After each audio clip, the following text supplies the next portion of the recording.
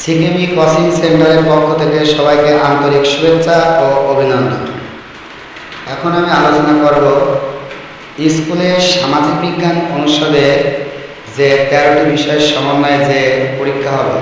দেখেন এই জায়গার সিলেবাস সেরকম পরিবর্তন হবে না। এখানে বিগত 18তম নিবন্ধনে যে সামাজিক বিজ্ঞান 10টি ইউনিট ছিল, ওই 10টি ইউনিট থেকে পরীক্ষা হবে। অবশ্য 6টা সাবজেক্ট বৃদ্ধি পাইছে, কিন্তু সেখানে কোনো প্রভাব হবে না। কথা একটা ইউনিট হবে 10টা, এবং এখানে থাকবে আছে সমাজবিজ্ঞান, রাষ্ট্রবিজ্ঞান, অর্থনীতি, এরকম। বিশেষ করে এখনো তো সার্কুলার দেয়নি। সার্কুলার যখন দেবে তখনই নিবন্ধনের সকল সিলেবাস প্রকাশিত হবে, বা তার 2 দিন আগেও সিলেবাস প্রকাশিত হতে পারে।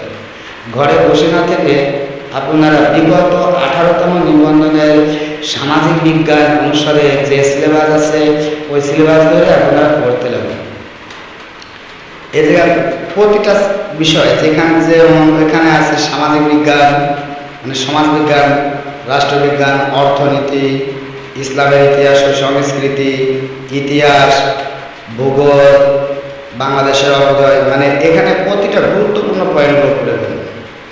যেমন সমাজবিজ্ঞান কাকে বলে, বা রাষ্ট্রবিজ্ঞান কাকে বলে, সমাজবিজ্ঞানের জনককে বা রাষ্ট্রবিজ্ঞানের জনককে, অর্থনীতির জনককে, এবং কত সালে কখন উৎপত্তি হয়েছে, এবং সামাজিক বিজ্ঞানে বা এই যে সামাজিক বিজ্ঞানের যে 13টি অনুষদ, যে 10টি ইউনিট আছে, এই 10টি ইউনিটের মূল ভিত্তিটি যেগুলো মূলত ছাড়া এই সাবজেক্টগুলো প্রতিষ্ঠিত নয়, সেই সাবজেক্টগুলো আপনারা পড়ে ফেলুন, এবং আমার এই চ্যানেলটি সাবস্ক্রাইব করে রাখুন। পরবর্তীতে যখন নবম শিক্ষক বা 19তম নিবন্ধন সার্কুলার যেটাই বলুন না কেন যখন দেবে, আমি আমার এই সামাজিক বিজ্ঞান অনুষদ থেকে সমস্ত কিছু আলোচনা করব। এই জন্য আমার এই চ্যানেলটি সাবস্ক্রাইব করে রাখুন। ভিডিওটি দেখার জন্য আপনাদের অসংখ্য ধন্যবাদ।